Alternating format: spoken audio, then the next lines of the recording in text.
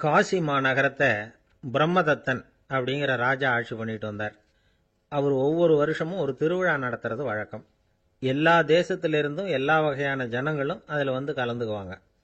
ஒரு சமயம் அது மாதிரி விழா நடந்துகிட்டு இருந்தது. வைகுண்டத்திலிருந்து தேவலோகத்திலிருந்து நிறைய தேவகுமாரர்கள்லாம் காசி நகருக்கு அப்போ வந்திருந்தாங்க. அதில் முக்கியமாக ஒரு 4 தேவகுமாரர்கள். அந்த 4 பேரையும் சுற்றி ஏகப்பட்ட கூட்டம். அப்படி என்ன விசேஷம் அவங்கக்கிட்ட அப்படின்னா, மற்றவங்களை விட அவங்க முகம் அழகாக இருந்ததா அப்படி பார்த்தா அப்படியும் இல்லை. அவங்க அணிஞ்சிருந்த மலர் மாலைகள் தான் அதுக்கு காரணமா. அந்த மலர்கள்லேருந்து அப்படி ஒரு அபூர்வமான நறுமணம். இதுக்கு முன்னாடி இப்படி ஒரு நறுமணத்தை அந்த ஊர் ஜனங்க அனுபவிச்சதே இல்லை. அதுதான் அந்த 4 பேரையும் சுற்றி கூட்டம். எல்லாரும் கேள்வி கேட்க ஆரம்பித்தாங்க. உடனே அந்த 4 தேவகுமாரர்களும் எல்லாருக்கும் தெரியும்படியாக வானத்தில் எழும்பி கொஞ்சம் உயரமாக நின்றுக்கிட்டாங்க. கீழே நின்றுக்கிட்டு இருந்த அரசன்லேருந்து ஆண்டி வரைக்கும் ஒருத்தர் பாக்கி இல்லாமல் ஒரே குரலில் எல்லாரும் அவங்கள பார்த்து, எங்களுக்கும் இது மாதிரி மாலையை போட்டுக்கணும்னு ஆசையாக இருக்குது, அதுக்கு நீங்கள் தான் அருள் பண்ணணும் அப்படின்னு கேட்டுக்கிட்டாங்க. மாலை போட்டுக்கிறதுனா எல்லாருக்கும் ஆசையாக தானே இருக்கும். அந்த 4 தேவகுமாரர்களில் ஒருத்தர் புத்தர் பிரான். அவர் சொன்னார், பூலோகவாசிகளே, நான் சொல்கிறத கொஞ்சம் பொறுமையாக கேளுங்க. கக்காரு அப்படிங்கிற கற்பக விருஷத்தின் மலர்களால் தொடுக்கப்பட்டது இந்த மாலை. இதுக்கு நிறைய சக்தி உண்டு. எந்த காலமும் இது வாடாது, வாசனையும் குறையாது. ஆனால் இதை அணிந்து கொள்றதுக்கு சில தகுதிகள் தேவை அப்படின்னார். என்ன தகுதி அது சொல்லுங்களேன் அப்படின்னு ஏக காலத்தில் எல்லாரும் சத்தம் போட்டாங்க. தீய இயல்புகள் உள்ளவங்க, இழிந்த சிந்தனை, இழிந்த செயல் உள்ளவங்க இந்த மாலையை அணிய முடியாது அப்படின்னார். அவ்வளோதான். கூட்டத்தில் சத்தம் போட்டவங்கள்லாம் மெதுவாக அப்படி அடங்க ஆரம்பிச்சிட்டாங்க. இன்னொரு தேவகுமாரன் சொன்னார், அடுத்தவங்க பொருளை அபகரிக்காதவன், அடுத்தவங்களுக்கு கெடுதல் பண்ணக்கூடிய பொய் பேசாதவன், பேராசையினால் கெட்ட வழியில் பொருள் ஈட்ட நினைக்காதவன் இந்த மாலையை போட்டுக்கலாம் அப்படின்னார். கூட்டத்திலிருந்து யாரும் முன்னுக்கு வரல. ஒரே ஒரு ராஜகுரு மட்டும் கொஞ்சம் முன்னாடி வந்தார். பெரியவர், படித்தவர். அவர், எனக்கு தகுதி இருக்குது அந்த மாலையை போட்டுக்கிறதுக்கு அப்படின்னார். வேற ஒன்றும் இல்லை, பொய் சொல்லியாவது அந்த மாலையை வாங்கிக்குவோமே அப்படின்னு முடிவு பண்ணிட்டார் அவர். அவ்வளோதான், மாலையை வாங்கிட்டார். அடுத்த தேவகுமாரன் பேசினார். யாருக்கு திடமான அறிவும் மனமும் இருக்குதோ, யாருக்கு நல்ல காரியங்களில் அசையாத ஈடுபாடு இருக்குதோ, நல்ல அரிய பொருள்களை தனியாக தான் மட்டும் அனுபவிக்க விரும்பாதவர் யாரோ அவர் முன்னாடி வந்து இந்த மாலையை வாங்கிக்கலாம் அப்படின்னார். அந்த தகுதியும் எனக்கு இருக்குன்னார் ராஜகுரு. மாலையை வாங்கி போட்டுக்கிட்டார். இன்னொரு ராஜகுமாரன் பேச ஆரம்பித்தார். அறநெறியில் செல்வம் சேர்க்கணும், ஆடம்பர பொருள்களுக்கு அடிமையாகக்கூடாது, வெற்றி அடைஞ்சாலும் கர்வம் வரக்கூடாது, அப்படிப்பட்டவங்க இந்த மாலையை போட்டுக்கலாம்னார். துணிஞ்சு பொய் சொல்லி அதையும் வாங்கி கழுத்தில் போட்டுக்கிட்டார் இந்த ராஜகுரு. இன்னொரு ராஜகுமாரன் சொன்னார், சான்றோர்களை நிந்திக்காதவங்க, புறம் பேசாதவங்க இந்த மாலையை போட்டுக்கலாம்னார். அதையும் வாங்கி போட்டுக்கிட்டார். திருவிழா முடிஞ்சுது, எல்லாரும் திரும்பி போயிட்டாங்க. மறுநாள் ராஜகுரு 4 மாலைகளையும் போட்டுக்கிட்டு ராஜசபைக்கு வரார். வந்தவர் ரொம்ப அவஸ்தையோடு வர்றார். மாலையெல்லாம் வாடி போயிட்டுது, வாசனை எதுவும் கிடையாது. அது மட்டும் இல்லை, அவருக்கு கடுமையான தலைவலி வேற வந்துட்டுது. துடிச்சு போயிட்டார். மாலையை கழட்டவும் முடியல. ஜனங்கள்லாம் அவரை பார்த்து சிரிக்க ஆரம்பிச்சிட்டாங்க. என்னத்துக்கு ஆசைப்படணும், ஏன் இப்படி கஷ்டப்படணும் அப்படின்னு. ராஜா பார்த்தார். மறுபடியும் விழாவுக்கு ஏற்பாடு பண்ணினார். தேவகுமாரர்கள்லாம் வந்தாங்க. ராஜகுரு வந்தார். மக்கள் முன்னிலையில் அவங்க காலில் விழுந்தார், மன்னிப்பு கேட்டுக்கிட்டார். இந்த மாலையை போட்டுக்கிற தகுதி எனக்கு இல்லை. தகுதி இல்லாத ஒருத்தன் தகாத தகுதியை பொய் மூலம் பெறணும்னு ஆசைப்படுறாங்களே, அவங்களுக்கெல்லாம் என்னுடைய தண்டனை ஒரு எச்சரிக்கையாக இருக்கட்டும்னார். அதுக்கப்புறம் தேவகுமாரர்கள் அவர் கழுத்தில் இருக்கிற மாலையை கழட்டினாங்களாம். அந்த மாலைகளும் பழையபடி மனம் கொடுக்க ஆரம்பிச்சுட்டு தான். இதுலேருந்து நாம் தெரிஞ்சுக்க வேண்டியது என்னென்னா, நமக்கு தகுதி இல்லாத ஒரு கௌரவம் நம்மக்கிட்ட தானாக வந்தால் கூட அதை தவிர்த்து விடுறது தான் நல்லது. அதுதான் புத்திசாலித்தனம். ஒருத்தர் வந்தார். சார், எங்கள் இலக்கிய மன்ற விழாவுக்கு நீங்கள் தலைமை தாங்கணும்னார். உடனே இவர் சொன்னார், பேச்சாளர், சார், இலக்கியத்தை பற்றி பேசுகிற தகுதி எனக்கு இல்லையே அப்படின்னார். உடனே அவர் கூப்பிட வந்தவர் சொன்னார், அந்த தகுதி உங்களுக்கு இல்லைங்கிறது எங்களுக்கும் தெரியும் சார், அதனால தான் உங்களை தலைமை தாங்க கூப்பிடுறேன் அப்படின்னார். அது சரி, தலைமைன்னா அதுக்கு இவர் என்னதான் அர்த்தம் பண்ணுறாருன்னு தெரியல. அளவுக்கு மிஞ்சினால் அமிர்தமும் நஞ்சு அப்படின்னு சொல்லுவாங்க. அது உண்மைதான். ஒருத்தருக்கு அளவுக்கு மீறிய புகழ் வந்துட்டுதுன்னு வச்சுங்க, அது கூட ஆபத்தாக போயிடுறது உண்டு. பழங்காலத்துல எல்லாம் கிரேக்க தேசத்தில் ஒரு பழக்கம் உண்டாம். அதாவது யாராவது ஒருத்தரை நாடு கடத்தணும்னா அதுக்கு ஒரு வழி உண்டு. அதாவது ஒருத்தரை நாடு கடத்தணும்னு மக்கள் விரும்புகிறாங்கன்னு வச்சுங்களேன், அவர் பேரை ஒரு மண்பாண்ட ஓட்டுச்சில்லில் எழுதி அதை ஒரு குறிப்பிட்ட பொது இடத்துல போட்டுற வேண்டியது, அவ்வளவுதான். இது மாதிரி பல பேர் போட்டுக்கிட்டே இருப்பாங்க, எல்லாம் அப்படியே குவிஞ்சு போயிடும். அந்த ஓட்டாஞ்சில்லு குவியலில் யாருடைய பேர் அதிகமாக இருக்குதோ அந்த நபரை ஒரு 10 ஆண்டுகள் நாடு கடத்தி விடுவாங்க. இது அந்த ஊர் வழக்கமா. ஒரு நாள் அந்த குவியலுக்கு பக்கத்தில் ஒரு ஆள் நின்றுகிட்டு இருக்கிறான். அவன் கையில் ஒரு ஓட்டாஞ்சில்லு வச்சிருக்கிறான். அதில் யாரோட பேரையோ எழுதணும், எழுதி அந்த இடத்துல போடணுங்கிறது அவன் ஆசை. ஆனால் அவன் படிக்காதவன், அதனால் எழுத தெரியல. யாராவது அந்த வழியாக வர்றாங்களான்னு பார்த்துக்கிட்டே நின்றுக்கிட்டு இருந்தான். ஒரு பெரியவர் வந்துக்கிட்டு இருந்தார். அவர்கிட்ட ஓடினான். கையில் இருந்த மண்பாண்ட சில்லை கொடுத்தான். ஐயா, இதில் ஒரு பேர் எழுதி கொடுங்களேன்னா. அந்த பெரியவர் அதை வாங்கி கையில் வச்சுக்கிட்டு, என்ன பேர் எழுதணும் சொல்லு அப்படின்னா. இவன் சொன்னான், அரிஸ்டைடிஸ் அப்படின்னு எழுதுங்க அப்படின்னா. இதை கேட்டதும் அந்த பெரியவருக்கு அதிர்ச்சி. ஏன்னா அவர் தான் அரிஸ்டைடிஸ், தத்துவ மேதை அரிஸ்டைடிஸ் அவர். இருந்தாலும் நான் தான் அதுங்கிறத காட்டிக்காம அந்த ஆளுகிட்ட கேட்டார். அது சரிப்பா, அரிஸ்டைடிஸ்ங்கிற பேரை எழுத சொல்ற, அவர் உனக்கு என்ன கெடுதல் பண்ணார், அவர் பேரை இதில் எழுத சொல்றியே அப்படின்னு கேட்டிருக்கார்.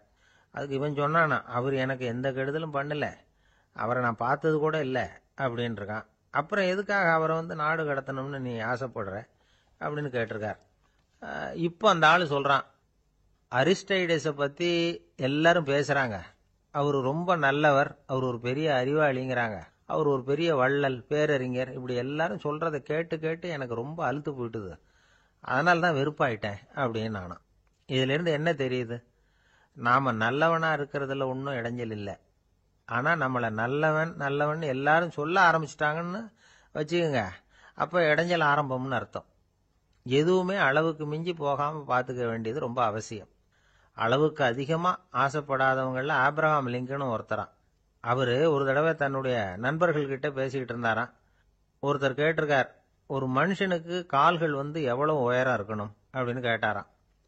இதுக்கு ஆப்ரஹாம் லிங்கன் சொன்னாராம், அது என்ன, இடுப்புலேருந்து தரையை தொடுற அளவுக்கு உயரம் இருந்தால் போதும் அப்படின்னாராம். ஒரு பெரிய பியானோ கலைஞர் வியன்னாவில் இருந்தார். ரொம்ப புகழ்பெற்ற இசை கலைஞர் அவர். இங்கிலாந்து மகாராணி விக்டோரியா அவருடைய சங்கீதத்தை கேட்கணும்னு ஆசைப்பட்டாங்க. அவரை அரண்மனைக்கு கூப்பிட்டாங்களாம். பியானோ வாசிக்க சொல்லி கேட்டாங்களாம். இவரும் ரொம்ப பிரமாதமாக வாய்ச்சி காட்டியிருக்கார். உடனே பாராட்டி பரிசுகள்லாம் கொடுத்து அனுப்புனாங்களாம். அந்த இசையை கேட்கறதுல அரசிக்கு ரொம்பவும் ஆர்வம் உண்டு. அதனால் அதுக்கப்புறமும் அந்த கலைஞர் அடிக்கடி அரண்மனைக்கு வர வேண்டிய அவசியம் ஏற்பட்டது. ஏன்னா அரசி கூப்பிட ஆரம்பித்தாங்க.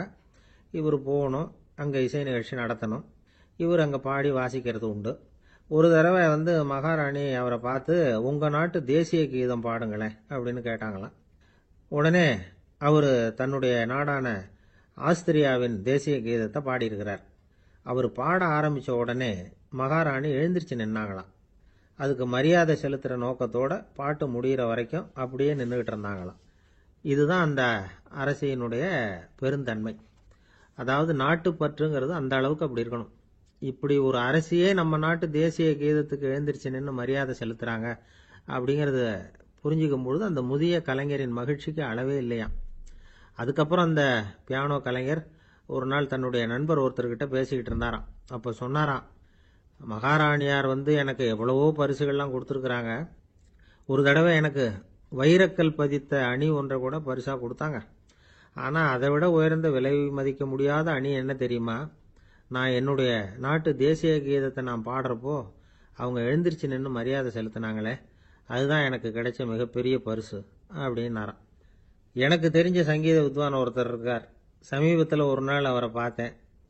எப்படி போயிட்டுருக்கு உங்கள் தொழில் அப்படின்னு கேட்டேன்.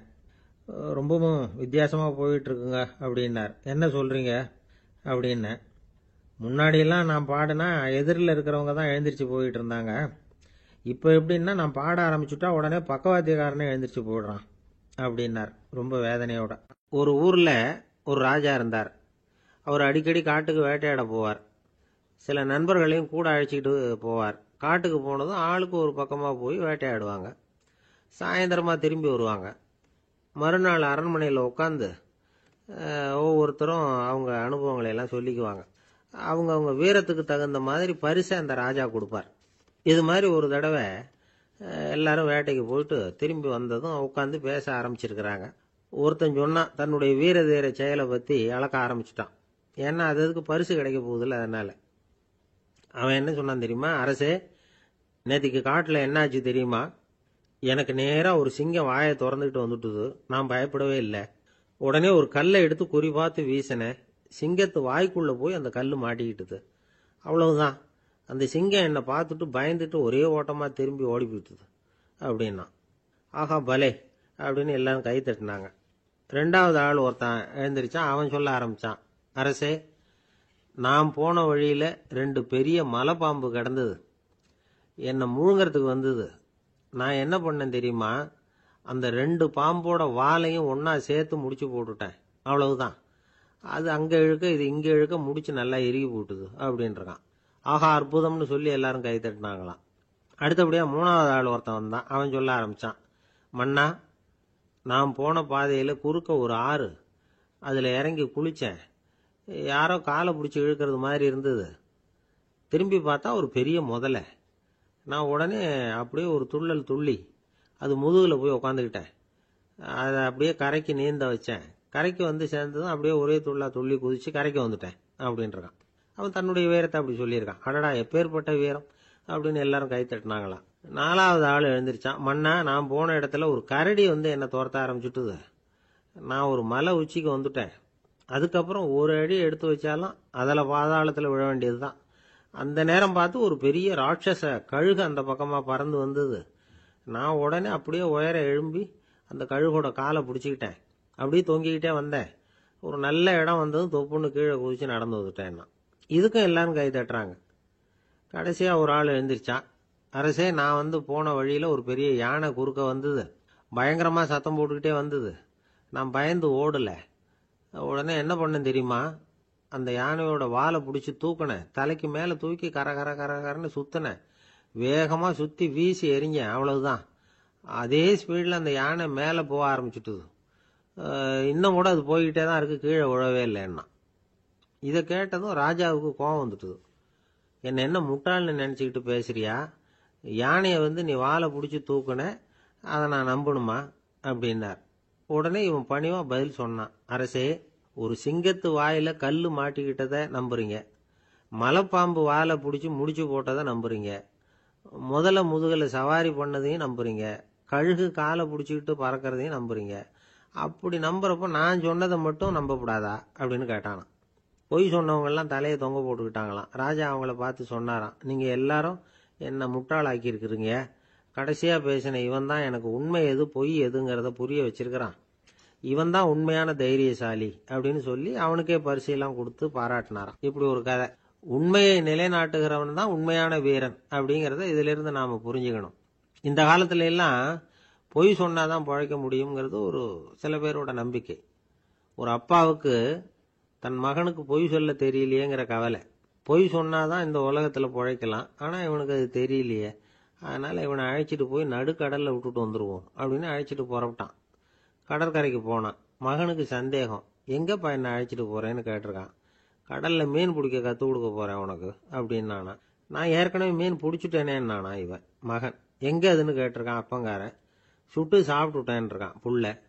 அப்பங்காரன் பார்த்தான். சரி, நம்ம புள்ள பொழைச்சிக்கோ அப்படின்னு சொல்லி திருப்பி அழைச்சிட்டு வந்துட்டான். நம்மள சில பேர் ரொம்ப தைரியமாக இருப்பாங்க. நாம் கூட சொல்கிறது உண்டு, அந்த ஆளுகிட்ட வர்றதுக்கு எமன் கூட பயப்படுவான் அப்படின்னு சொல்கிறது உண்டு. தைரியசாலிகளை நெருங்கிறதுக்கு எமன் பயப்படுவான் அப்படின்னு சொல்கிறது உண்மைதான். அது பொய் இல்லை. மன வலிமை இருக்கு பாருங்க, அது மனுஷனை காப்பாற்றும். இது மருத்துவ ரீதியான உண்மை. உடல் கோளாறுகள் மன ஆரோக்கியத்தை பாதிக்கும்.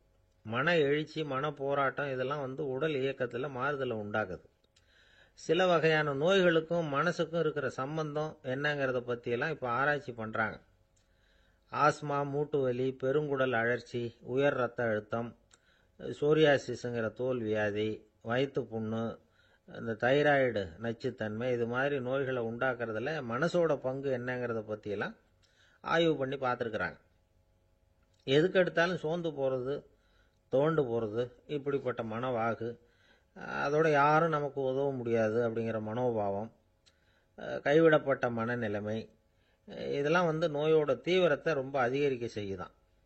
இவங்கெல்லாம் அந்த கை கால் வலிக்குது, உடம்பு அசதியாக இருக்குது, தூக்கம் வரல, முதுகு வலிக்குது, உடம்புல உணர்ச்சி குறையுது, கை கால் விரல்லாம் மரத்து போகுது, இப்படி ஏதாவது சொல்லிட்டு டாக்டர்களை தேடி வந்துக்கிட்டு இருப்பாங்க.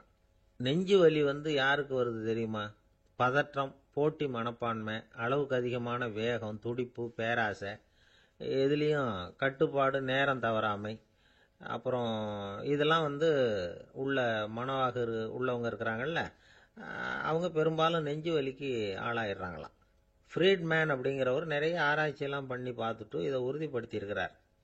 அவர் பண்ணின ஆராய்ச்சியில் என்னெல்லாம் தெரிய வந்தது தெரியுமா?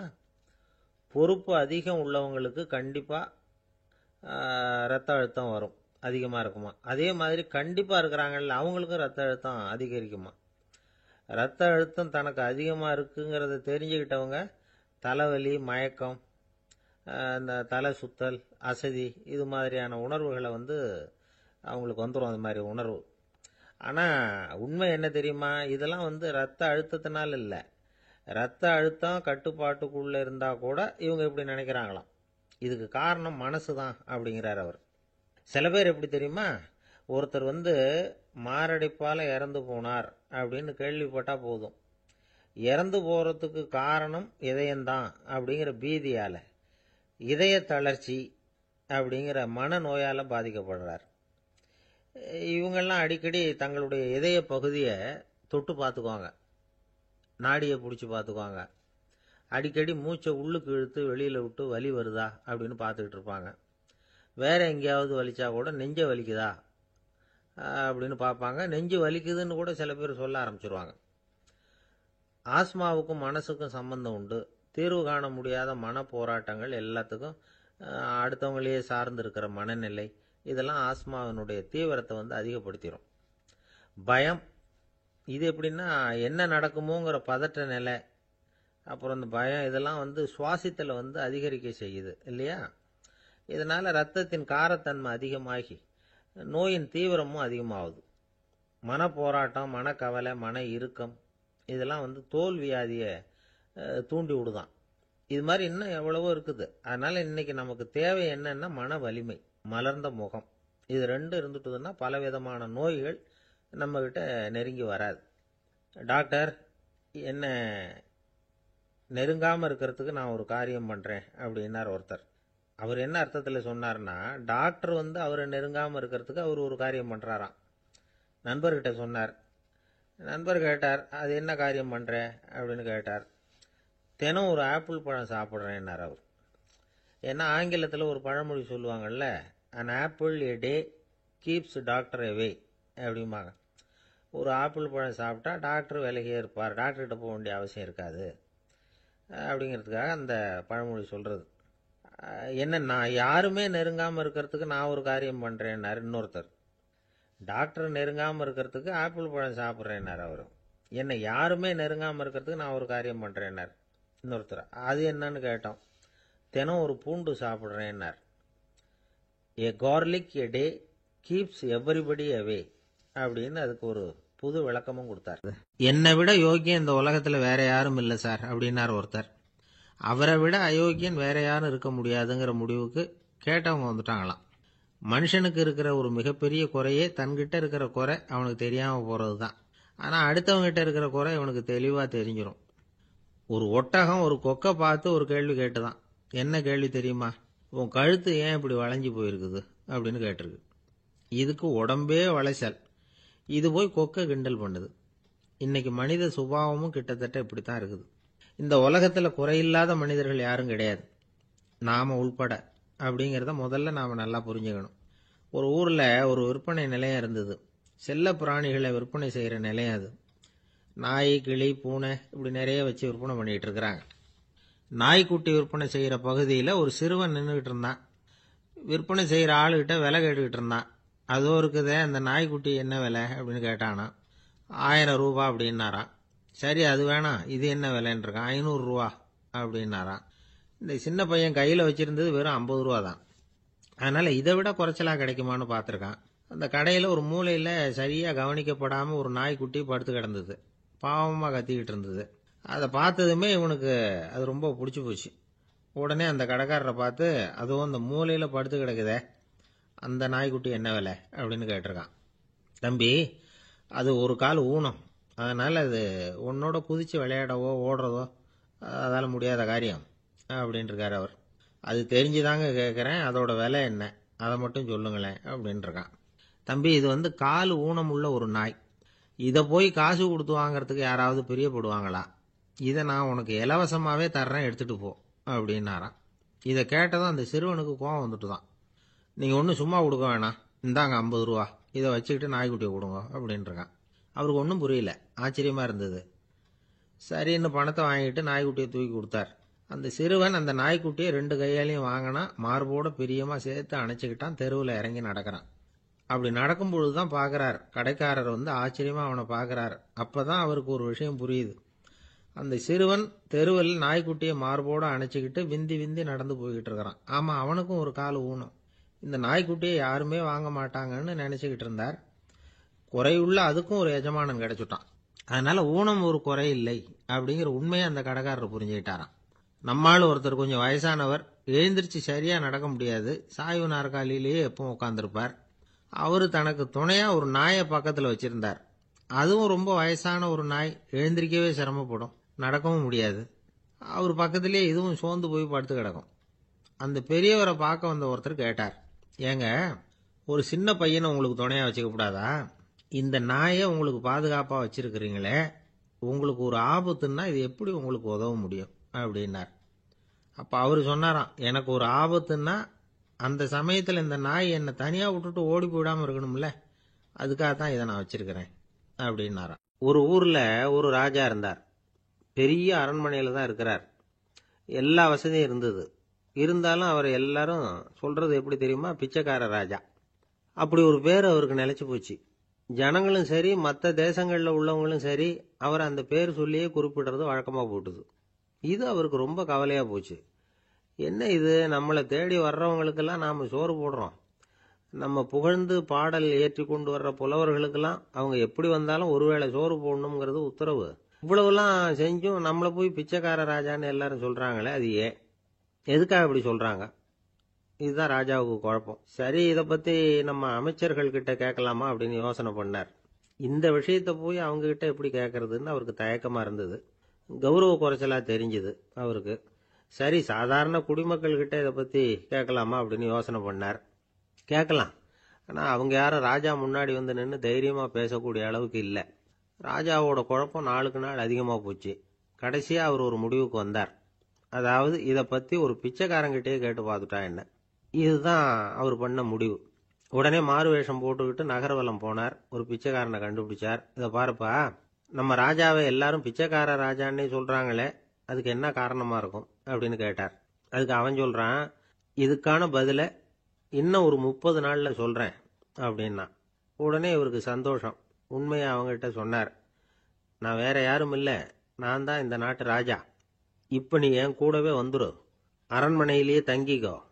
30 நாள் கழிச்சு எனக்கு பதில் சொல்லிவிட்டு அதுக்கப்புறமா நீ போகலாம் அப்படின்னு சொல்லி அழைச்சிட்டு வந்துட்டார். அரண்மனையில் ஒரு மூலையில் அவன் தங்கறதுக்கு இடம் கொடுத்தார்.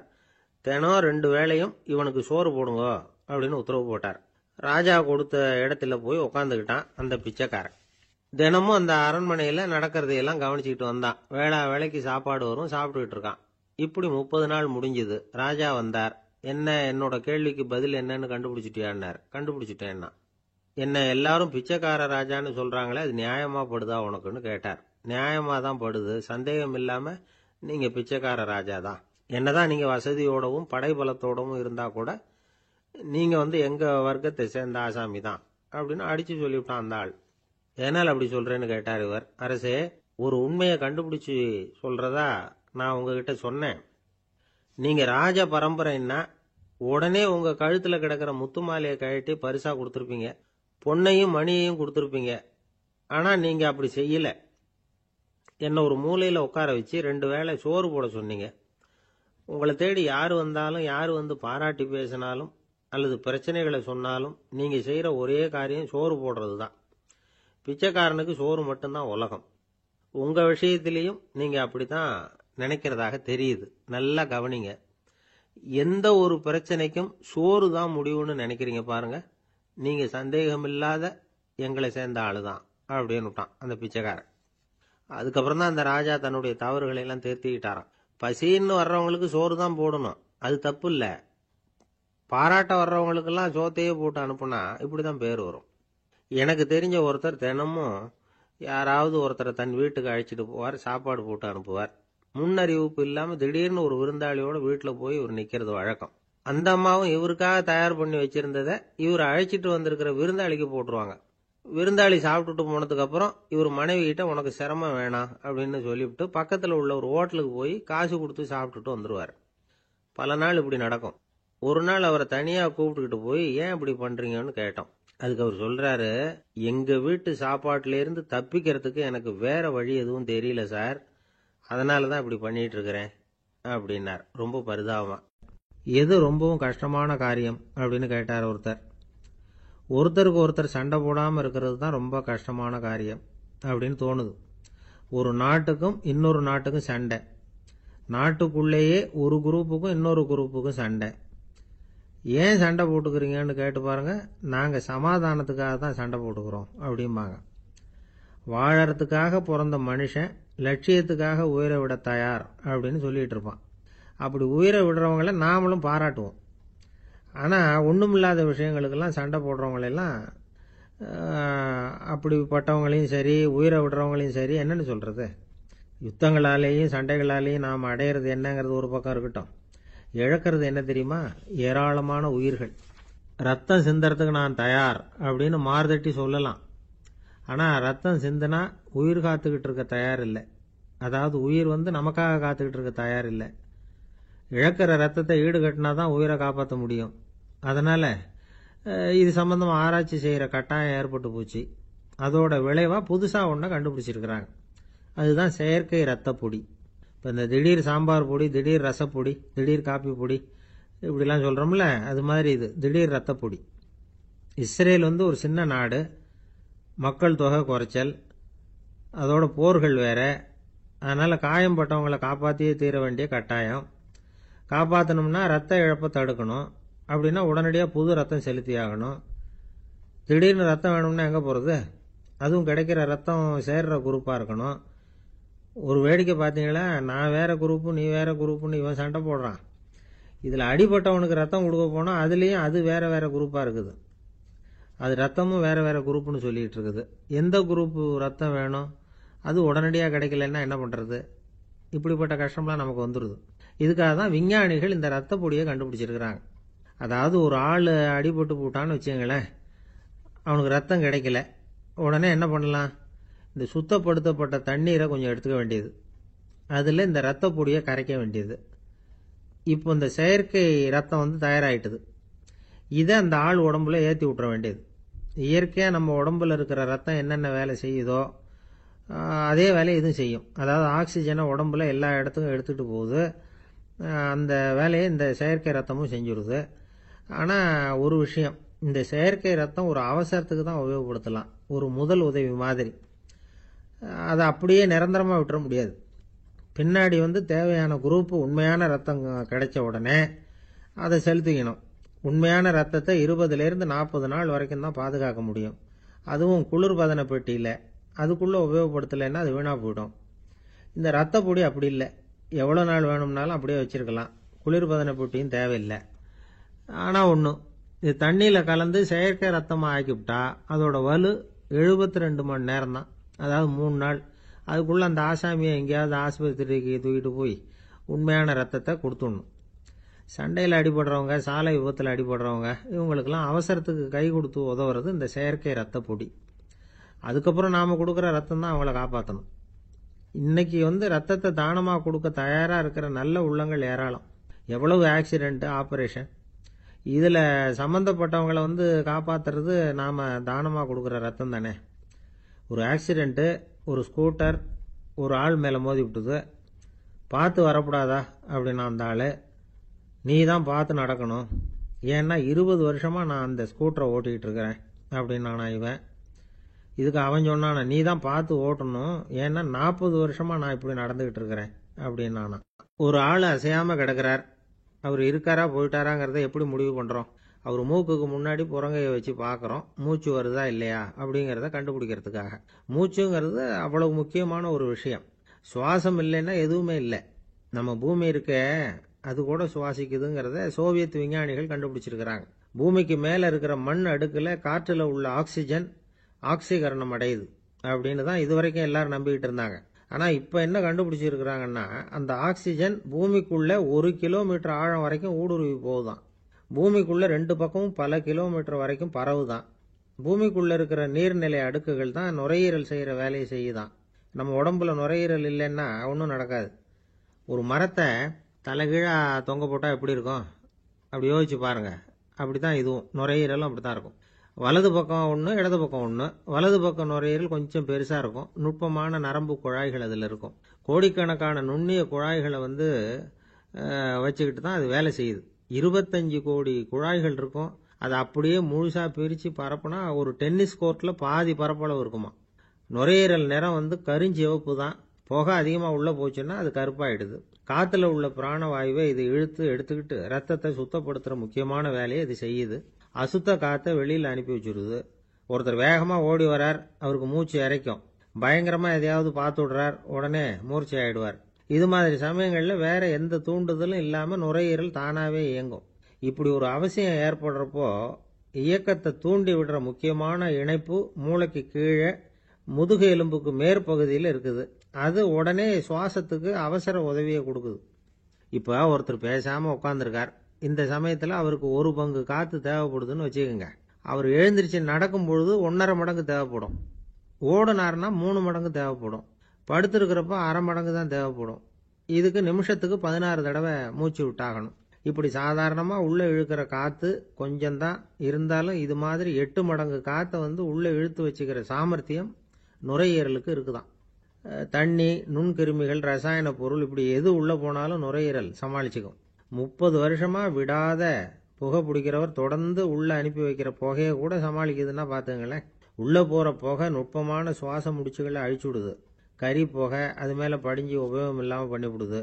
ஆனாலும் தேவைக்கு அதிகமாக 8 மடங்கு கூடுதலாக சுவாச முடிச்சுகள் நம்ம உடம்புக்குள்ளே இருக்கிறதுனால சமாளிக்க முடியுது. சமாளிக்க முடியலன்னா சில சமயம் மூச்சு திணறும். அதை ஒரு எச்சரிக்கையாக எடுத்துக்கிட்டு புகை பிடிக்கிற பழக்கத்தை விட்டுடணும். அதுதான் நல்லது. ஆனால் அப்படி யார் விடுறது? இணை பிரியாத 2 நண்பர்கள் இருந்தாங்களாம். 2 பேரும் விடாமல் சிகரெட் குடிக்கிறவங்க. அதில் ஒருத்தன் செத்து போட்டான். இன்னொருத்தன் அதுக்கப்புறம் 2 சிகரெட்டாக குடிக்க ஆரம்பித்தானான். ஏன் இப்படி பண்ணுறேன்னு கேட்டிருக்காங்க. நான் ஒரு சிகரெட்டு தான் குடிக்கிறேன், செத்து போன என்னுடைய ஃப்ரெண்டு இருக்கானே செத்து போனவன், அவனுக்காக இன்னொரு சிகரெட்டு குடிக்கிறேன் அப்படின்னு நானா. இது ரொம்ப ஆபத்து, விட்டுடு அப்படின்னு சொல்லியிருக்காங்க. சரின்னு ஒத்துக்கிட்டான். ஆனால் அதுக்கப்புறமும் ஒரு சிகரெட் வீதமாக குடிச்சிக்கிட்டே இருந்தான். சிகரெட் பழக்கத்தை நீ இன்னும் விடலையான்னு கேட்டாங்களாம். அந்த பழக்கத்தை நான் எப்போ விட்டுட்டேன், இப்போ நான் குடிக்கிறது என் ஃப்ரெண்டுக்காக அப்படின்னு நானா. இவங்கெல்லாம் எப்படி திருந்துறது? ஒரே ஒரு ஊரில் ஒரு ராஜா இருந்தார். அவர் பேரில் மக்களுக்கு ரொம்ப மரியாதை. அவ்வளவு நல்லா ஆட்சி புரிஞ்சுக்கிட்டு வந்தார். அவருக்கு வயசாயிட்டுது. அதனால் ஒரு நாள் அமைச்சரை கூப்பிட்டார். இதை பாருங்க, எனக்கு வயசாயிட்டுது, அதனால் இந்த அரச பொறுப்பையெல்லாம் நீங்கள் ஏற்றுக்குங்க அப்படின்னார். அதுக்கப்புறம் ராணியை கூப்பிட்டார். வா, நாம் இனிமேல் இங்கே இருக்க வேணாம், காட்டுக்கு போய் தவம் பண்ணலாம் அப்படின்னு கூப்பிட்டார். இந்த செய்தி மக்களுக்கு அறிவிக்கப்பட்டது. மக்கள் உடனே கூட்டம் கூட்டமாக அரண்மனைக்கு வர ஆரம்பிச்சுட்டாங்க. மன்னரை போய் பார்க்குறாங்க. அரசே, தாங்கள் எங்களுக்கு தந்தை மாதிரி. நீங்கள் காட்டுக்கு போயிட்டால் நாங்கள்லாம் இங்கே எப்படி இருக்க முடியும்? எங்களுக்கெல்லாம் எந்த துன்பமும் இல்லாமல் பார்த்துக்கிட்டு வர்றீங்க. இது மாதிரியான ஒரு அரசாட்சி இல்லைன்னா மக்கள் வாழ்ந்து என்ன பயன் அப்படின்னாங்க. இருந்தாலும் என்ன பண்ணுறது, வயசாயிட்ட காரணத்தினால இந்த முடிவுக்கு வர வேண்டியிருக்குது அப்படின்னாரா ராஜா. அப்படின்னா நீங்கள் காட்டுக்கு போக வேணாம், நாங்கள் போகிறோம். நாங்கள் அங்கே போய் தவம் பண்ணுறோம், வழிபாடு பண்ணுறோம்.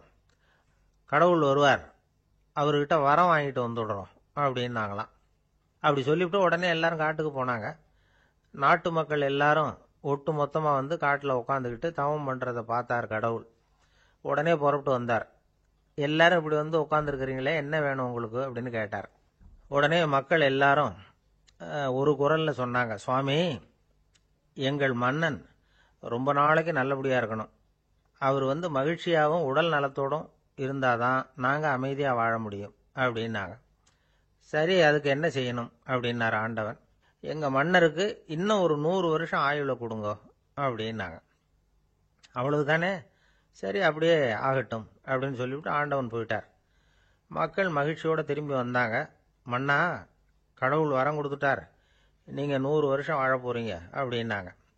இதை கேட்டதும் ராணி ராஜாவை வணங்கி நான் தவம் செய்ய போறேன் அப்படின்னு புறப்பட்டாங்க. உடனே மக்கள் என்ன நினைச்சாங்க தெரியுமா? ஐயோ, நாம ராஜாவுக்கு மட்டும்தானே நீண்ட ஆயுள் வேணும்னு வரம் வாங்கினோம், ராணிக்கு வாங்கலையே, அதுதான் கோபத்துல புறப்பட்டாங்க போல இருக்கு அப்படின்னு நினைச்சு வருத்தப்பட்டாங்க. ஆனா ராணி நினைச்சது அது இல்லை. ராணி போய் தவம் பண்ணாங்க, கடவுள் காட்சி கொடுத்தார். இவங்க கேட்குறாங்க, சுவாமி, ராஜாவுக்கு மட்டும் 100 வருஷம் ஆயுள்னு வரம் கொடுத்துட்டீங்க, அப்படின்னா குடிமக்களும் 100 வருஷம் இருக்கணும். இப்படிப்பட்ட குடிமக்கள் இல்லைன்னா அப்படிப்பட்ட அரசன் இருந்து என்ன பிரயோஜனம் அப்படின்னாங்களாம். ஆண்டவன் பார்த்தார், சரி அவங்களும் 100 வருஷம் வாழ்வாங்க, அது மட்டும் இல்லை, நீயும் 100 ஆண்டு காலம் வாழ வரமளிக்கிறேன் அப்படின்னு சொல்லிவிட்டு மறைஞ்சிட்டார். இதுல ஆண்டவன் வர்றதும் மறையறதும் முக்கியம் இல்லை. இதுல கவனிக்க வேண்டியது ஆள்கிறவனின் விசாலமானம், குடிமக்களின் விசாலமானம், ஆள்கிறவன் மனைவியினுடைய விசாலமானம். இப்படி ஒரு நாடு இருந்துட்டுதுன்னா எப்படி இருக்கும் வாழ்க்கை நினைச்சு பாருங்க. அதனாலதான் பெரியவங்கள்லாம் சொல்றாங்க, இதய வாசல் திறந்தே இருக்கணும், இதயத்தின் கதவுகளை மூடாதீங்க அப்படின்னு சொல்லுவாங்க. என்கிட்ட ஒருத்தர் சொன்னார், என்னுடைய இதய வாசல் எப்பவும் திறந்தே தான் இருக்குதுன்னார். எதனால் அப்படி சொல்றீங்க அப்படின்னு கேட்டோம். டாக்டரே சொல்லிவிட்டார், என்னுடைய இதயத்தில் ஒரு ஓட்டை இருக்குது அப்படின்னு, வால்வு சரியில்லையா அப்படிங்கிறார். ஜென் துறவி, அவருக்கு ரொம்ப வயசாயிட்டுது, கடைசி காலம். நண்பர்களெல்லாம் கூப்பிட்டார். நண்பர்களே, நான் வித்தியாசமான முறையில் சாகணும்னு ஆசைப்படுறேன், அதுக்கு ஏதாவது யோசனை சொல்லுங்களேன் அப்படின்னு கேட்டாராம். நண்பர்கள் சிரிச்சாங்க. என்ன பேச்சு பேசுறீங்க, சாவறதுங்கிறது என்ன விளையாட்டு கத்தனமான காரியமா அப்படின்னு கேட்டிருக்காங்க. அந்த துறவி கொஞ்ச நேரம் யோசனை பண்ணார். அப்புறம் கேட்டாராம், இதுவரைக்கும் யாராவது நடந்துகிட்டே இறந்துருக்கிறாங்களா அப்படின்னாராம். எல்லாரும் இல்லைன்னாங்களாம். ஒருத்தர் மட்டும் சொல்லியிருக்கார், அப்படியும் ஒருத்தர் இறந்துருக்கிறதாக ஒரு கதையில் படிச்சிருக்கிறேன், ஒரு ஞானியால் தான் அப்படியெல்லாம் செய்ய முடியும் அப்படின்னு அவர் சொன்னாராம். சரி, அப்படின்னா அந்த முறை நமக்கு வேணாம், நின்றுக்கிட்டே யாராவது உயிரை விட்டுருக்காங்களா அப்படின்னு விசாரிச்சாராம். அப்படியும் ஒருத்தர் இறந்துருக்கிறார் அப்படின்னாங்களாம். மறுபடியும் அந்த துறவி யோசனை பண்ணியிருக்கிறார், ஏதாவது வித்தியாசமான முறையில் நாம் போகணும் அப்படிங்கிறது அவருடைய விருப்பம். மனிதன் எப்படி வாழ்கிறானோ அப்படி இறப்பது தான் நல்லது. சரி, யாராவது தலைகீழாக யோகம் செய்யும் நிலையில் இறந்துருக்கிறாங்களா அப்படின்னு விசாரிச்சாராம். நண்பர்கள் சிரிச்சாங்க. தலைகீழா நின்னபடி இறந்ததாக நாங்கள் கேள்விப்பட்டதே இல்லை, அது முடியாத காரியம் அப்படின்னு இருக்காங்க. இப்போ அந்த துறவிக்கு திடீர்னு உற்சாகம் வந்துட்டுது. உடனே எழுந்திரிச்சார், தலைகீழா நின்னார், அப்படியே உயிரை விட்டுட்டார். அவ்வளோதான். அந்த மடாலயத்தில் ஒரே குழப்பம், எப்படி அவரை கீழே இறக்கி படுக்க வைக்கிறது அப்படின்னு புரியல. இப்படி உயிர் விடுறதை பற்றி அவங்க இதுவரைக்கும் கேள்விப்பட்டதும் இல்லை. உண்மையிலேயே இவர் இறந்து தான் போனாராங்கிறதும் தெரியல. சோதிச்சு பார்த்தாங்க, இதய துடிப்பு, நாடி துடிப்பு எல்லாம் நின்று போயிருந்தது. இவர் எப்பவும் இப்படித்தான், என்ன பண்ணுறது இப்போ அப்படின்னு சொல்லி எல்லாரும் குழம்பிக்கிட்டு இருக்கிற சமயத்தில் ஒரு பெரியவர் யோசனை சொன்னார். இந்த துறவியோட மூத்த சகோதரி பக்கத்து மடாலயத்தில் இருக்கிறாங்க, அவங்கள இங்கே அழைச்சிட்டு வந்தால் ஏதாவது வழி கிடைக்கும் அப்படின்னார். அந்த அம்மாவுக்கு 90 வயசு. அழைச்சிட்டு வந்தாங்க. ஒரு குச்சியை ஊன்றிக்கிட்டு அப்படியே மெதுவாக நடந்து வந்தாங்க. தம்பி, தலைகீழாக நின்று உயிர் விட்டு இறக்கிறத பார்த்தாங்க. தம்பின்னு கூப்பிட்டு பார்த்தாங்க, ஒன்றும் காணும். உடனே என்ன பண்ணாங்க, தன்னுடைய கைத்தடியால் தம்பியோட உடலை ஒரு தட்டு தட்டினாங்க. ஏப்பா, சாகிறப்பவும் உன்னுடைய குறும்புத்தனத்தை விடலையா, இப்படியாடா சாகிறது, ஒழுங்கா செத்து தொலை அப்படின்னாங்களாம். அவ்வளவுதான். உடனே அந்த துறவி திரும்பி நேராக நின்னார். அக்கா, கோவப்படாத, நான் ஒழுங்கா சாகிறேன், எப்படி செத்தா என்ன, எல்லாம் எனக்கு ஒன்று தான் அப்படின்னு சொல்லிவிட்டு அப்படியே தரையில் படுத்து உயிரை விட்டாராம். அதுக்கப்புறம் அந்த அம்மா கோலை கையில் எடுத்துக்கிட்டு அப்படியே திரும்பி கூட பார்க்காம அவங்க பாட்டுக்கு போயிட்டாங்களாம். மரணத்தை ஒரு விளையாட்டாக ஆக்கிய அந்த துறவிக்கு வாழ்க்கையே ஒரு விளையாட்டாக தான் இருந்திருக்குது. எந்த நோக்கமும் இல்லாமல் செயல்படுறதுன்னா என்னங்கிறதும் அவருக்கு தெரிஞ்சிருக்குது. பயனை எதிர்பார்க்காம பணி செய்து வாழ்ந்து மறைந்த மகான் அவர். தம்முடைய தொழிலை விளையாட்டு போல செய்ய தெரிஞ்சவருக்கு வாழ்க்கையே ஒரு விளையாட்டாக மாறிடும். எல்லாமே விளையாட்டாகி விடுகிற போது மரணமும் விளையாட்டாகிவிடும் அப்படிங்கிறது தான் அந்த தத்துவம். ஆனால் அதுக்கு முன்னாடி உங்களுக்குள்ளே இருக்கிற உண்மையான நடிகனை நீங்கள் அடையாளம் கண்டுபிடிக்கணும். நீங்கள் நடிக்க வேண்டியதே இல்லை, நீங்கள் ஏற்கனவே நடிச்சுக்கிட்டு தான் இருக்கிறீங்க. நீங்கள் இந்த உண்மையை தெரிஞ்சுக்கணும், அவ்வளவுதான். இதுதான் ஞானிகளுடைய கருத்து. நீங்கள் தெருவில் நடந்து போயிட்டு இருக்கிறீங்க, எதிரில் வர்றவர் உங்களை பார்த்து எப்படி இருக்கிறீங்கன்னு கேட்குறார். நல்லா இருக்கிறேங்கிறீங்க. உண்மையிலேயே நாம் நல்லா இருக்க மாட்டோம், ஏதாவது உடம்புல கோளாறு இருக்கும். ஆனால் அப்படி சொல்லுவோம், நல்லா இருக்கிறேன் அப்படின்னு. அது நடிப்பு தானே. உங்களை சந்தித்ததில் ரொம்ப மகிழ்ச்சி அப்படின்னு சொல்கிறோம். உடனே கொஞ்சம் நிதானமாக யோசிச்சு பாருங்கள், உண்மையிலேயே உங்கள் மனசு மகிழ்ச்சி அடைஞ்சுட்டுதா? அது நடிப்பு தானே. வாழ்க்கையை சரியாக புரிஞ்சுக்கிட்டா எல்லாமே நடிப்புங்கிறது புரியும். கல்யாண பத்திரிக்கை அனுப்பியிருந்தேனே, ஏன்டா வரலன்னு கேட்டான் ஒருத்தன். வந்திருந்தேனே அப்படின்னானா இவன். டேய், ஏன்டா போய் சொல்கிற, நான் பத்திரிக்கையே உனக்கு அனுப்பலையே அப்படின்ட்டுருக்கான் அவன். அதுக்கு இவன் சொன்னானா, பத்திரிக்கை அனுப்புனேன்னு நீ போய் சொல்கிறப்போ கல்யாணத்துக்கு வந்தேன்னு நான் போய் சொல்லக்கூடாதா அப்படின்னானா. பொங்கல் திருநாள். பொங்கல் திருநாள்னா இது ஏதோ அறுவடை திருநாள் அப்படின்னு சொல்லுவோம். அதாவது வருஷம் பூரா நாம் பாடுபட்டு அதனுடைய பலனை அனுபவிக்கிற நாள் அப்படிங்கிறது நாம் சொல்லிகிட்டு இருக்கிறது. இது முக்கியமாக இது ஒரு நன்றி அறிவிப்பு நாள் அப்படின்னு சொல்லுவாங்க. இன்னைக்கு நிறைய நன்றி அறிவிப்பு கூட்டம்லாம் நடந்துக்கிட்டு இருக்குல்ல, அது மாதிரி விவசாயிகள் நடத்துகிற ஒரு நன்றி அறிவிப்பு விழா இது. யாருக்கு நன்றி சொல்கிறாங்கன்னா ஆதவனுக்கு. அதாவது சூரியன் இல்லைன்னா விவசாயம் இல்லை. அதனால் ஆதவனுக்கு நன்றி செலுத்துகிற நாளாக இந்த பொங்கல் திருநாளை நாம் கொண்டாடுறோம். அதாவது இந்த பொங்கலில் விவசாயிகள்கிட்ட இருந்து நிறைய பண்புகளை நாம் தெரிஞ்சுக்க வேண்டிய நாள் இது.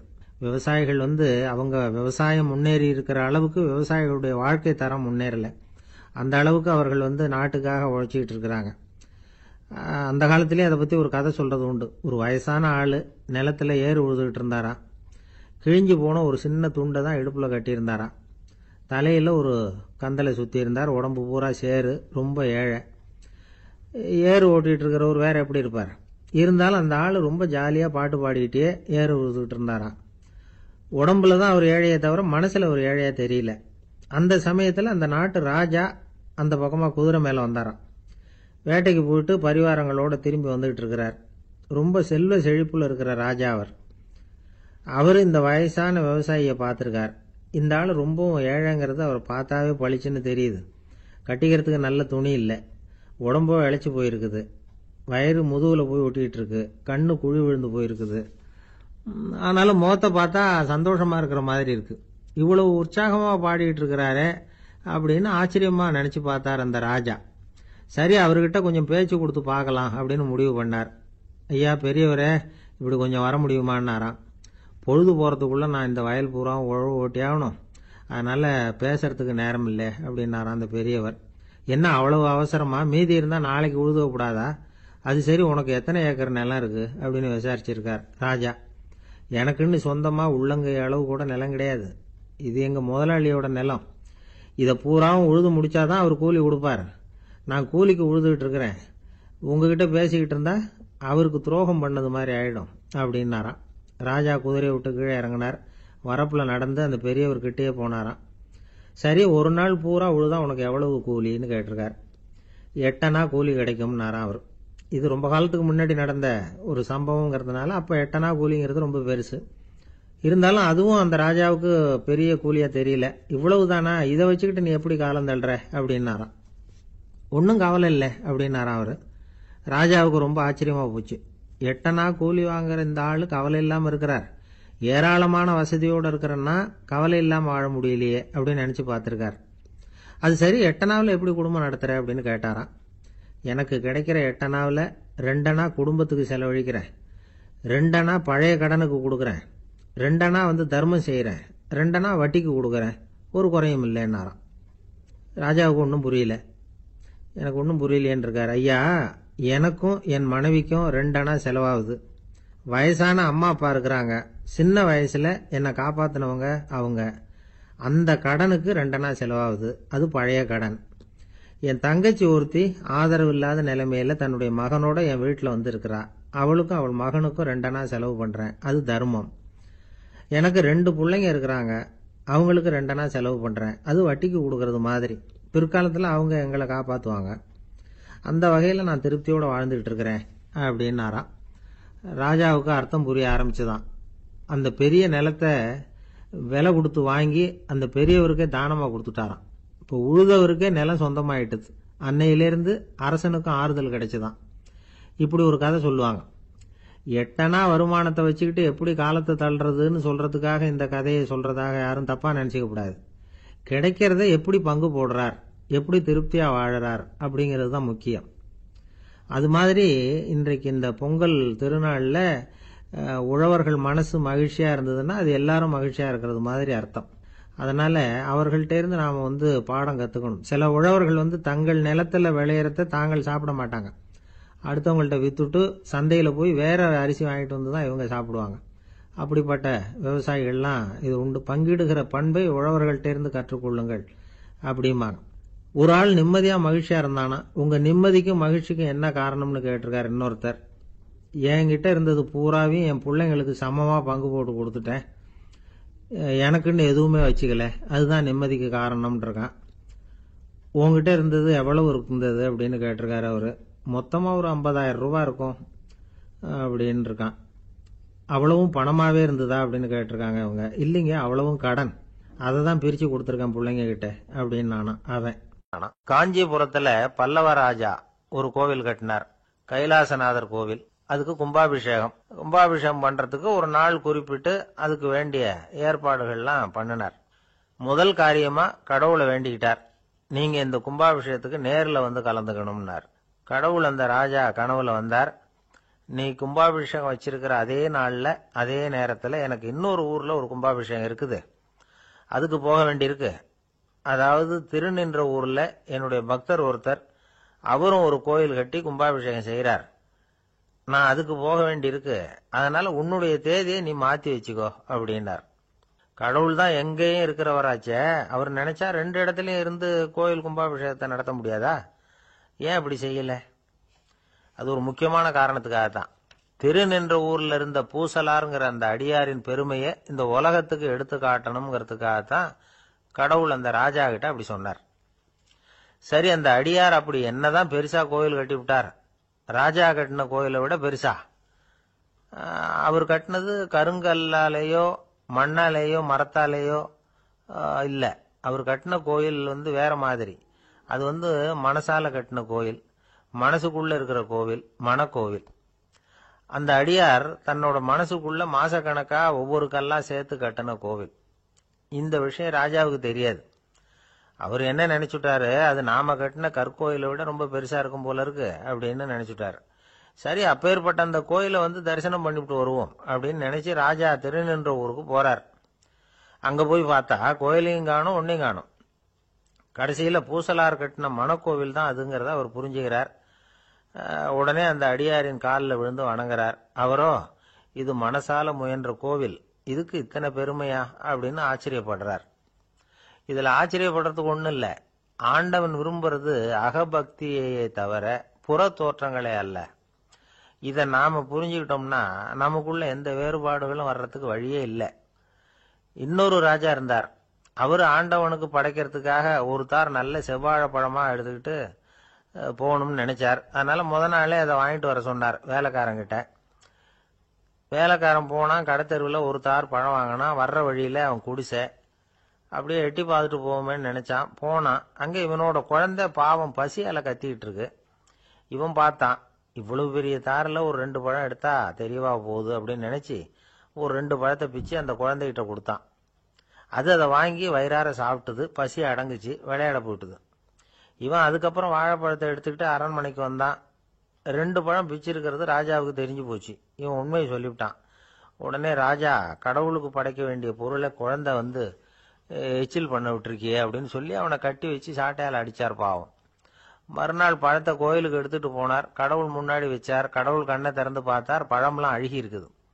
என்ன இது அழுகி போன பழம் அப்படின்னார். ராஜா முழிச்சார், நல்லா தானே இருந்தது அப்படின்னு நினைச்சார். அப்போ கடவுள் அந்த ராஜா கிட்ட சொன்னாராம், இத பாருப்பா, இந்த தாரில் 2 பழம் தான் நல்ல பழம், அந்த 2 பழங்களையும் நேத்திக்கே நான் சாப்பிட்டுட்டேன் அப்படின்னாராம். அப்பதான் ராஜாவுக்கு புரிஞ்சுது, ஏழை குழந்தையின் பசியை தீர்க்கறதுக்காக உதவுன அந்த 2 பழம் தான் இறைவன் சாப்பிட்ட பழம்னு. இறைவன் இருக்கிற இடம் எது? இதுதான். ராமகிருஷ்ணர் வாழ்ந்த காலத்துல நடந்த ஒரு நிகழ்ச்சி இது. அப்போ ஒரு ஓவியர் இருந்தாராம். அவருக்கு ஒரு ஆசை, ராமகிருஷ்ணர் படத்தை வரையணும், அதை அவர்கிட்டயே கொண்டுட்டு போய் காட்டி அபிப்பிராயம் கேட்கணும். இதுதான் அந்த ஓவியரின் ஆசை. உடனே ராமகிருஷ்ணர் படத்தை வரைஞ்சி முடிச்சார். அதை எடுத்துக்கிட்டு போனார். இவர் போன சமயம் அங்க ராமகிருஷ்ணர் சீடர்களோட உட்கார்ந்துருக்கிறார். விவேகானந்தர் அங்க இருக்கிறார். இந்த ஓவியர் கொண்டுகிட்டு போய் தான் வரைந்த ஓவியத்தை அவர்கிட்ட காட்டினார். ராமகிருஷ்ண பரமஹம்சரின் ஓவியத்தை ராமகிருஷ்ணர்கிட்டயே காட்டுறார். ராமகிருஷ்ணர் என்ன பண்ணார் தெரியுமா? அந்த படத்தை பார்த்தார். உடனே அது காலை தொட்டார். குருதேவருடைய இந்த செயல் சீடர்களுக்கு ரொம்ப வியப்பை உண்டு பண்ணிச்சு.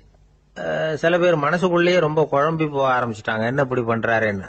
என்ன இது அவரோட படம், அவரே அவரோட படத்தின் காலை தொடுறார் அப்படின்னு யோசிச்சாங்க. சில பேர் ஒன்றும் புரியாம ஒருத்தர் பார்த்து சிரிச்சுக்கிட்டாங்க. அந்த இடத்துல சீடர்கள் மட்டும் இல்ல, சீடர் அல்லாத பல பேர் இருந்தாங்க. தன்னுடைய காலை தானே தொடர இவருடைய செயல் பற்றி என்ன நினைக்கிறது அப்படின்னு அவங்களும் குழம்பி போய் நிக்கிறாங்க. அந்த படத்தை வரைஞ்சி அவர்கிட்ட காட்டின அந்த ஓவியருக்கும் அதிர்ச்சி. இருந்தாலும் அவர் சீடர் கிடையாது. அதனால கொஞ்சம் துணிச்சலை வர வச்சுக்கிட்டு கேட்டார், என்னங்க இது? என்னால என்னுடைய கண்களையே நம்ப முடியல.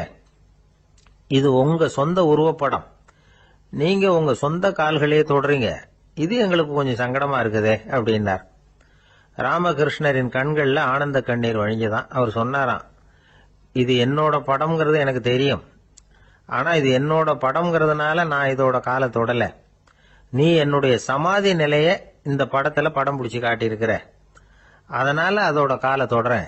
சமாதி நிலையில யார் இருந்தாலும், அது என்னுடைய படமா இருந்தாலும் சரி அல்லது வேற யாருடைய படமா இருந்தாலும் சரி, படம் யாருதுங்கிறது முக்கியம் இல்ல. இதுல எது முக்கியம்னா அது தன்னை உணர்ந்த ஒரு உணர்நிலையின் படம். அப்படி இருக்கிறப்போ அதோட காலை நான் தொடணும். அதுக்கு நீங்க எல்லாரும் ஏன் சங்கடப்படுறீங்கன்னு எனக்கு தெரியல அப்படின்னாராம். இப்பதான் அங்க இருந்து சீடர்களுக்கும் மற்றவங்களுக்கும் விவரம் புரிஞ்சுதான். இதுக்கு முன்னாடி யாரும் செய்யாததை இவர் செஞ்சிருக்கிறார், ஆனா அவருடைய காரணம் ரொம்ப நியாயமானது அப்படிங்கறத உணர்ந்தாங்களாம். இதுவரைக்கும் ஆன்மீகத்துல சமாதி நிலை, அதாவது தன்னை உணர்ந்த நிலை பற்றி புரிஞ்சுக்கிட்டோம்.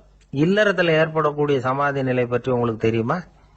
ஒரு அம்மா டாக்டர் கிட்ட வந்து சொன்னாங்களாம், டாக்டர், என் வீட்டுக்காரருக்கு உடம்புல ஏதோ கோளாறுன்னு நினைக்கிறேன், நான் எவ்வளவு நேரம் பேசினாலும் காதுல விழாதது மாதிரி உட்கார்ந்துருக்கிறார் அப்படின்னு ஆகலாம்.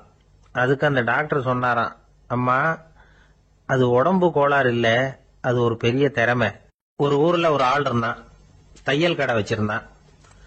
அவங்கிட்ட ஒருத்தன் ஒரு சட்டை துணி எடுத்து கொடுத்து தைக்க சொல்லியிருந்தான். வர்ற சனிக்கிழமை வா, வந்து வாங்கிட்டு போ அப்படின்னு அவன் சொல்லியிருந்தான். அதே மாதிரி இவன் வந்தான். அவன் தச்சு வச்சிருந்த சட்டையை கொடுத்தான். இவன் வாங்கி அங்கேயே போட்டு பார்த்தான். கை நீளம் ஒண்ணுக்கு ஒண்ணு வித்தியாசமா இருந்தது. வலது கை இடது பக்கத்தை விட நீளம் குறைச்சலா இருந்தது. அவன் முணுமுணுக்க ஆரம்பிச்சுட்டான், என்ன இது இப்படி தைச்சுட்டியேன்னு. இதுக்கு அவன் சொன்னான், ஐயோ, இதுக்காகவா சங்கடப்படுறீங்க? வலது கையை மட்டும் கொஞ்சம் உள்ள இழுத்தாப்புல வச்சுக்கிட்டீங்கன்னா சரியா போகுது. மற்றபடி அந்த சட்டையில உள்ள கலை அம்சத்தை கவனிங்க, எவ்வளவு அற்புதமா தச்சிருக்கேன் பாருங்க. ஒரு சின்ன குறைய இப்படி எல்லாம் பொருட்படுத்த வேண்டியதில்ல. நான் சொன்னது மாதிரி கைய கொஞ்சம் உள்ள இழுத்தது மாதிரி வச்சுக்கிட்டு நடந்து போங்க, ஜோரா இருக்கும் அப்படின்னா. அவனும் யோசிச்சு பார்த்தான். சரியான யோசனையா தான் தோணுச்சு. கொஞ்சம் முயற்சி பண்ணி வலது கையை கொஞ்சம் உள்ள இழுத்து சட்டை சரியா இருக்கிறது மாதிரி பண்ணிட்டான். இப்ப மறுபடியும் ஒரு பிரச்சனை. வலது கையை உள்ள இழுத்த மாதிரி அப்படியே வச்சுக்கிட்டதும் முதுகு பக்கம் கொஞ்சம் துணி தளர்த்தியா தொங்குறது மாதிரி தெரிஞ்சது. என்ன இது, முதுகு பக்கம் துணி குவிஞ்சுட்டுதே, தொங்குதே அப்படின்னா மறுபடியும், அடடா, இதுக்காகவா கவலைப்படுறீங்க? உடம்ப அதுக்கு தகுந்த மாதிரி கொஞ்சம் வளைச்சிக்கிட்டா சரியா போடுது. இதுக்காக அந்த அழகான தையலை பிரிச்சு அதுல உள்ள கலை அம்சத்தை கெடுக்கிறதுக்கு என் மனசு இடம் தரல. எவ்வளவுக்கு தளர்த்தியா இருக்கோ அவ்வளவுக்கு கொஞ்சம் உடம்ப வளைச்சி அப்படி குனிஞ்சது மாதிரி போங்க போதும் அப்படின்னா. அதுவும் நல்ல யோசனையா தான் பட்டுது இவனுக்கு. சரின்னு சொல்லிவிட்டு புறப்பட்டான். தெருவில் இறங்கினான். கைய கொஞ்சம் உள்ள இழுத்தான், உடம்ப கொஞ்சம் முன்னால வளைச்சான், சட்டைக்கு தகுந்த மாதிரி உடம்ப பண்ணிக்கிட்டான். மெதுவா நடந்து போறான். இப்போ எதிரில் இன்னொருத்தன் வரான். இவனை பாக்குறான். இவன் போட்டிருக்கிற சட்டைய பாக்குறான். ஆஹா, அற்புதம்ங்கிறான். சும்மா சொல்லக்கூடாது, ரொம்ப நல்லா இருக்கு, நிச்சயமா இது இந்த ஊர் மேல தெருவில் இருக்கிற ஒருத்தன் இருக்கானே, அவன் தச்சதா தான் இருக்கணும் அப்படின்னா. இதை கேட்டதும் அவனுக்கு ஆச்சரியம். எப்படி அவ்வளவு கரெக்டா கண்டுபிடிச்சிங்க அப்படின்னு கேட்டிருக்கான். இதுக்கு அந்த வழிபோக்கன் சொன்னானா, அவன் ரொம்ப கெட்டிக்காரன். உங்களை மாதிரி உடம்பும் கையும் வளைஞ்சு போன ஒரு ஆசாமிக்கு அவனை தவிர வேற யாராலேயும் இவ்வளவு பொருத்தமான ஒரு சட்டையை தைக்க முடியாது அப்படின்னானா. பாருங்க, அவனுக்காக இவன் அனுசரிக்க போய் இவனோட நிலைமை எப்படி ஆயிடுது பாருங்க. இதே மாதிரிதான் சில சடங்குகளும் சம்பிரதாயங்களும் நம்மளை கோமாளி ஆக்கி விட்டுரும். எதுவா இருந்தாலும் அதுல அறிவுபூர்வமான அணுகுமுறை அவசியம். ஒரு நர்ஸ் அவசரமா ஓடி டாக்டர் கிட்ட சொல்லிச்சான், டாக்டர் ஒரு தப்பு நடந்து போச்சு, 10ஆம் நம்பர் பெட்ல இருக்கிற பேஷண்ட்டுக்கு காலில் ஆபரேஷன் பண்றதுக்கு பதிலாக கையில ஆபரேஷன் பண்ணி விட்டீங்க. கை ஆபரேஷன் பண்ணிக்க வேண்டிய ஆள் 7ஆம் நம்பர் பெட்ல இருக்கார் அப்படின்னு தான். அதுக்கு ஒரு பதட்டப்படாம சொன்னாராம், பரவாயில்ல இவரை தூக்கி 7ஆம் நம்பர் பெட்ல போட்டுரு அப்படின்னு. ஒரு மாணவனை பார்த்தேன், என்ன தம்பி படிப்புலாம் எப்படி இருக்குது அப்படின்னு விசாரிச்சேன். அவன் ரொம்ப அழுத்துக்கிட்டான். நான் நல்லா தான் சார் படிக்கிறேன், இருந்தாலும் புத்தியில சரியா ஏற மாட்டேங்குது சார் அப்படின்னா. சரி, இவனும் நம்ம ரகம்தான் அப்படின்னு சொல்லி முடிவு பண்ணிட்டோம். கல்வி கற்கக்கூடிய ஒரு மாணவன் சம்பந்தப்படுற புத்திகள் பல வகை. அதை பத்தி ஒரு பெரியவர் விளக்கி இருக்கிறார். மிருத்து புத்தின்னு ஒண்ணு இருக்குதான். மிருத்துன்னா மண்ணு. மண்ணால செவுறு கட்டுறோம்ல, மண் சுவரில் ஆணி அடிக்கிறதும் சுலபம், அதை பிடுங்கி எடுக்கிறதும் சுலபம். அது மாதிரி சில பேர் குரு சொல்லி கொடுக்கறத சுலபமா கேட்டு தெரிஞ்சு வச்சுக்குவாங்க, கொஞ்ச நேரத்துல சுலபமா மறந்தும் போயிடுவாங்க. இது மிருத்து புத்தின்னு பேரு, மண் புத்தி. தாரு புத்தின்னு ஒண்ணு உண்டான். தாருன்னா மரம். அதுல பச்சை மரத்துல ஆணி அடிக்கிறது சுலபம், ஆனா அது எடுக்கிறது கஷ்டம். அது மாதிரி ஆசிரியர்கிட்ட இருந்து கேட்டதை கவனமா மனசுல பதிய வச்சுக்கிட்டு அதை மறக்காம இருக்கிறது தாரு புத்தி. பட்டை மரமா இருந்தா அதுல ஆணி அடிக்கிறதும் கஷ்டம், அடிக்கிற ஆணியும் சீக்கிரம் நழுவிடும். அது மாதிரி கேட்கிற விஷயம் மனசுல பதியறதும் கஷ்டம். அப்படியே பதிஞ்சாலும் அது நீடிச்சு இருக்கிறதும் கஷ்டம், கொஞ்ச காலத்துல மறந்துடும். இன்னொரு வகை புத்தி ஒண்ணு உண்டு, அதுக்கு பேரு சிலா புத்தின்னு பேரு. சிலான்னா கல்லு. ஒரு கருங்கல்லுல 4 துளைய போட்டு ஒரு துளையில உளிய வச்சு அடிச்சா மற்ற துளை வழியாவும் பிளந்து கல்லு 2 ஆயிடும். அது மாதிரி சந்தியான இடங்கள்ல குறிப்பா ஒரு பொருளை சொன்னா அதை வச்சுக்கிட்டு மற்றதையும் தெரிஞ்சுக்கிறது, அது சிலா புத்தின்னு பேரு. வேணு புத்தின்னா என்ன தெரியுமா? வேணும்னா மூங்கில். மூங்கில் கணுவுல ஒரு பக்கம் உளிய வச்சு அடிச்சா 2 பக்கமும் பிளந்துரும். அது மாதிரி ஒரு செய்தியை கேட்டுக்கிட்டு இருக்கிறப்பவே அதோட முன்பின் தொடர்களையும் தெரிஞ்சுக்கணும், அது வேணு புத்தி. தைல புத்தின்னு ஒண்ணு உண்டு. தைலம்ங்கிறது எண்ணெய். தண்ணியில ஒரு துளி எண்ணெயை விட்டா அது தண்ணி பூரா பரவி போடுதுல்ல, அது இப்படி பரவுறது மாதிரி ஆசிரியர் சுருக்கமா ஒரு கருத்தை சொன்னா அதை வச்சுக்கிட்டு பூரா விஷயங்களையும் தெரிஞ்சுக்கணும், அது தைல புத்தி. கற்பூர புத்தின்னு ஒண்ணு கேள்விப்பட்டிருக்கோம். அது எப்படின்னா, கற்பூரம் தீ பட்ட உடனே பிடிச்சிக்கும். ஆசிரியர் சொன்ன உடனே நுண்ணறிவோட பாடங்களை புரிஞ்சுக்கிறது இந்த வகை புத்தி. கரி புத்தின்னு ஒண்ணு. அது எப்படின்னா, கரியில நெருப்பை வச்சு விசிறிய பிறகு அதுக்கப்புறம் அது கறி நெருப்பாகும். அது மாதிரி காலம்பரை சாயந்தர வேலைகள்ல ஆசிரியர் பாடம் சொல்லி கொடுப்பார், அதை கொண்டு புரிஞ்சுக்கிறது இந்த வகை. கதலித்தண்டு புத்தின்னு ஒண்ணு சொல்லுவாங்க. கதலிங்கிறது வாழை மரம். வாழைத்தண்டுல தீ வைக்கிறது எவ்வளவு சிரமமோ அவ்வளவு சிரமத்தோட கல்வி கற்கிறது கதலித்தண்டு புத்தி. இதை தவிர இன்னும் சில வகையான மாணவர்களை கூட அடையாளம் காட்டுறாங்க. ஆசிரியர் சொன்னதுல நல்லதை மட்டும் எடுத்துக்கிறவன் அன்னம். ஆசிரியர் கிடைச்ச இடத்துல பாடத்தை கேட்டுக்கிட்டு பிறகு தனியா உட்காந்து சிந்திக்கிறவன் பசு. பசுமாடு அப்படித்தானே, புல்லு கண்ட இடத்துல மேயும், அதுக்கப்புறம் நிதானமா அசை போட்டுக்கும். ஆசிரியர் சொன்னதை தவிர வேற எதையும் சொல்ல முடியாதவன் கிளி. பல இடங்கள்ல பாடங்கள் கேட்டு கடைசியில ஒன்னும் புரியாம போறவன் ஆடு. ஆடு ஒரு செடியில வயிறார மேயாது, ஒரே செடியில இக்கரைக்கு அக்கறை பச்சைன்னு அங்கேயும் இங்கேயும் அலைஞ்சிக்கிட்டே இருக்கும். சில பேருக்கு எருமைன்னு பேரு. எருமை எப்படின்னா, குளத்து நீரை கலக்கி தான் குடிக்கும். அது மாதிரி ஆசிரியர் மனசை நோக செய்து பயில்கிற மாணவர்கள்லாம் இந்த ரகம். இவ்வளவுலாம் இருந்தாலும் இந்த காலத்து மாணவர்கள்லாம் ஒரு தனி ரகம். ஒரு ஆசிரியர் வகுப்புல பாடம் நடத்திக்கிட்டு இருந்தார். இலக்கண வகுப்பு. இறந்த காலம், நிகழ்காலம், எதிர்காலம், past tense, present tense, future tense, இதை பத்திலாம் பாடம் நடத்துறார். எல்லாம் சொல்லி கொடுத்துட்டு இப்ப நான் ஒரு வாக்கியம் சொல்லுவேன், அது என்ன காலம் அப்படிங்கறத நீங்க சொல்லணும்னார் ஆசிரியர். சரி, நாங்க மாணவர்கள்லாம், நான் நாளைக்கும் பாடம் நடத்த போகிறேன், இது என்ன காலம் அப்படின்னு கேட்டார் ஆசிரியர். அதாவது நான் நாளைக்கும் பாடம் நடத்த போகிறேன்,